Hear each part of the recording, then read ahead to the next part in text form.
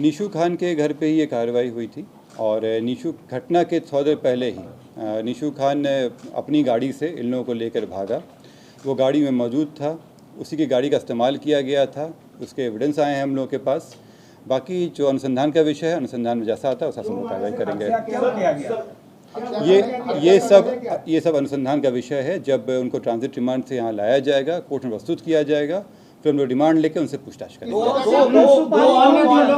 कौन लोग हैं सर जिनको अरेस्ट किया गया कोलकाता से? उसमें उनके सहयोगी हैं हर्ष और दूसरा है भीम। ये निशू के साथ में रहते थे और निशू को पूर्व में गोली लगा था, इसलिए उसके केयर टेकर के रूप में ये लोग थे। सुबह भागने में और तौसीफ को भगाने में और छिपाने में इनका अहम रोल रहा है। सर, ये 5 शूटर थे, इनमें से कितना आप लोगों ने ट्रैक किया अब तक? मतलब इसमें सभी को हम लोग आइडेंटिफाई कर चुके हैं और सभी के पीछे टीम लगी हुई है। जो मेन थे तौसीफ, इनकी गिरफ्तारी हो गई है, बाकी लोगों पे भी जल्द ही कार्रवाई होगी। मतलब 4 शूटर अभी भी फरार हैं। और जैसे मैंने कल बताया था आप लोगों को, इन्फॉर्मेशन भी दिया था कि 3 के विरुद्ध हम लोग इश्तिहार लिए थे। इसमें से 1 तो पकड़ा गए हैं, 2 के विरुद्ध इश्तिहार का तामिला हो चुका है। इसमें अग्रतर कार्रवाई बाकी है। सर, पहले दिन आपने कहा था शेरू गैंग का कुछ उसमें मिला है क्या? जैसे मैंने कहा कि अभी अनुसंधान का विषय है, ये लाने का इनसे पूछताछ हो पाएगी तभी चीज़ें क्लियर होंगी। ये सब अनुसंधान में अभी बताना उचित नहीं होगा, लेकिन मैं आप लोगों के सामने एक शिकायत भी रखना चाह रहा हूँ कि जिस तरह से मीडिया के द्वारा अपुष्ट खबरों को सही खबर बना के किया गया है, ये बहुत ही शर्मिंदगी की बात है। इससे हमारा अनुसंधान बाधित हुआ और हम लोग जो उसको पहले पकड़ लेते, ये इसमें डिले हुआ। ये मीडिया को भी सोचना चाहिए कि बिना पुष्टि किए हुए केवल इस होड़ में कि वो ब्रेकिंग न्यूज़ बना सकें, ये दिया गया उचित नहीं है और इस पर हम लोग एक्शन लेने वाले हैं। जिन लोगों के द्वारा भी अपुष्ट खबरें दी गई हैं, उनसे एक शोकॉज किया जाएगा कि क्यों नहीं उनको हमारे अनुसंधान में बाधा पहुंचाने के लिए इसमें अभियुक्त बनाया जाए। और मीडिया से भी मेरी हिदायत है कि समय समय पे हम लोग और पटना पुलिस और बिहार पुलिस के द्वारा आप लोगों पे से वार्ता किया जाता है। जो भी पुष्ट खबरें होंगी वो उस पर डाले जाएंगे। अपुष्ट खबरें फैलाना ये अफवाह भी है और हमारे अनुसंधान को बाधित भी करता है। तो आप लोगों से अनुरोध भी है और आप लोगों को हिदायत भी है कि बिना पुष्टि किए हुए इसको चलाने पे कार्रवाई होगी आप लोगों के ऊपर। कितने लोगों को हिरासत में अभी भी आप लेकर रखे हैं जिससे पूछताछ हो रही है? अब जैसे मैंने बताया कि 4 लोगों को कलकत्ता में ट्रांजिट रिमांड के लिए ले जाया गया है, कोर्ट की प्रक्रिया है। इसके अलावा बाकी लोगों से पूछताछ चल रही है। अभी इसके अलावा अन्य अरेस्टिंग अभी नहीं है। सर, हत्या हुई है, हत्या का कारण हम लोग जानना चाहेंगे। आप नहीं बताएंगे और आप कहेंगे कि ये हिदायत है, मीडिया अपुष्ट चलाती है, ये तो आपत्तिजनक बात है।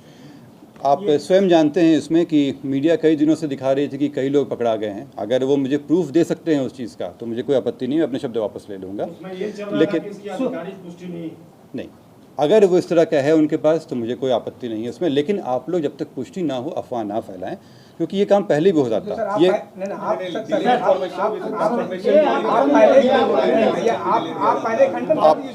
आप लोग में इसके अलावा मुझे 2 और बातें आप लोगों से कहनी है।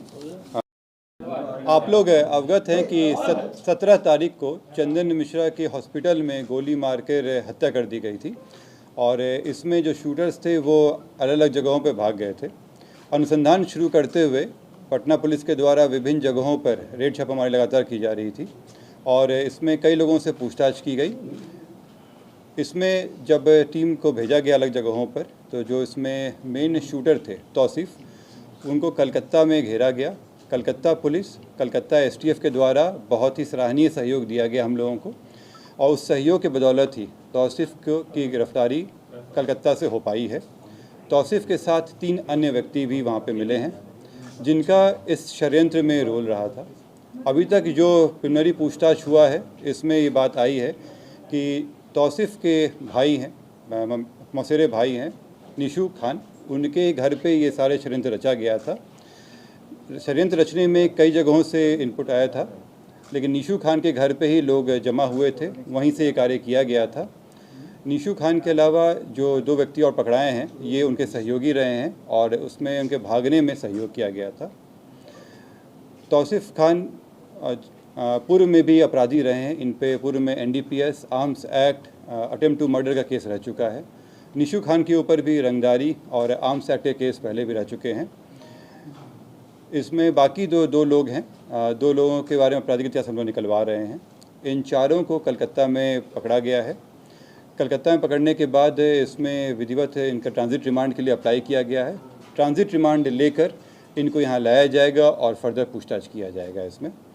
मैं फिर से पटना पुलिस के तरफ से कलकत्ता पुलिस और कलकत्ता STF के लिए बहुत ही शुक्रगुजार हूँ कि जिस तरह से उन्होंने सहयोग किया है, इसी तरह से ये सहयोग अपेक्षित है और हम सभी जितने भी अलग अलग जगहों के पुलिस हैं एक दूसरे को सहयोग करें तो ये अपराध पे एक बड़ी चोट हम लोग कर सकते हैं। कि पटना पुलिस और STF के द्वारा 2 बड़ी घटनाओं को रोका गया है।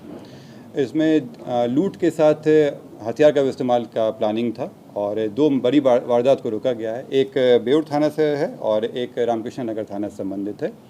इसमें तुरंत कार्रवाई करते हुए दोनों घटनाओं को रोक लिया गया है और इसमें जो अपराधी हैं वो उनका पूर्व में भी आपराधिक इतिहास रहा है, कई लूट की घटनाएं किए हैं। रामकृष्ण नगर में 3 व्यक्ति पकड़ाए हैं, सोनू कुमार, अभिषेक कुमार और विशाल कुमार। इनके पास से एक देसी पिस्टल, 2 कारतूस, साथ में चोरी का मोटरसाइकिल पकड़ाया है। ये पूर्व में भी अपराधी रहे हैं। इसके अलावा बेउर थाना से एक व्यक्ति पिंटू कुमार पकड़ाए हैं जो पूर्व में नदी थाना में लूट के केस में भी वांटेड थे। इसके अलावा ये अन्य घटनाएं भी करने जा रहे थे। इनके ऊपर पूर्व में लूट और डकैती के 4 केस दर्ज हैं। सर, भुवनेश्वर से भी क्या कोई अरेस्टिंग हुई है चंदन मिश्रा के मामले में? नहीं, इसमें जो अरेस्टिंग है अभी केवल इतना ही है। इसके अलावा अन्य अभी अरेस्टिंग नहीं है। सर, एक बक्सर से एक नीलेश और बलवंत को उनके परिवार वालों को कहना है कि पुलिस ने उठाया है, क्या उनको हिरासत में लिया गया है? ऐसी कोई इन्फॉर्मेशन जो आप लोगों को मिली है वो गलत है। बलवंत और जो अन्य व्यक्ति का नाम ले रहे हैं उनके विरुद्ध बलवंत के विरुद्ध जो है इश्तिहार की कार्रवाई चल रही है। उसमें अभी तक किसी का अरेस्टिंग, इसके अलावा जो इन 4 को मैंने बताया, इनके अलावा किसी का अरेस्टिंग नहीं है। और कितने लोग शामिल हैं इसमें 5 शूटर के अलावा? 5 शूटर के अलावा 2 हम लोग जानकारी में पहले से थे, 2 और अन्य आए हैं। इसमें 9 तो सामने आ चुके हैं हमारे। इसके अलावा अन्य लोग भी हैं जिनका इसमें षड्यंत्र करने में रहा है। ये जो 9 लोग हैं ये तो डायरेक्टली वहाँ पे थे। इनके अलावा अन्य लोग थे जिनसे जो हथियार सप्लाई किए, जो रेकी कराने में मदद किए। अभी और लोग इसमें आएंगे। आप कह रहे हैं कि स्पॉट पर 9 लोग थे? इसमें जो डायरेक्ट रेजिस्टेंस होता है, जो घटना करने में तुरंत जो किया जाता है, उसमें अभी तक हम लोग 9 लोगों के नाम आए हैं। बाकी अनुसंधान का विषय है और जो बाकी लोगों का इसमें रहा है, जैसे हथियार सप्लाई करने में हो, उनको लॉजिस्टिक सप्लाई करने में हो, उन सब के अभी नाम आना बाकी है। शेरू सर पूछताछ में क्या बताया जी? ये अनुसंधान का विषय है और जैसा अनुसंधान में सामने आएगा बातें बताई जाएंगी आपको। शेरू से पूछताछ हुई है? ये हॉस्पिटल की जो बात है इस पे हम लोग जांच कर रहे हैं कि कैसे बिना रोक टोक के, बिना किसी जांच के वो अंदर चला गया और जिस तरह से वो गया है ये क्लियर था कि पहले भी वो वहाँ पे जाता था। क्यों नहीं हॉस्पिटल के द्वारा उन्हें रोका गया, पूछा गया? क्योंकि जब आम आदमी जाते हैं तो उनसे पूछा जाता है कि वो किस कमरे में जा रहे हैं, चेकिंग होती है, फ्रिस्किंग होती है, तो फिर इस मामले में क्यों नहीं किया गया?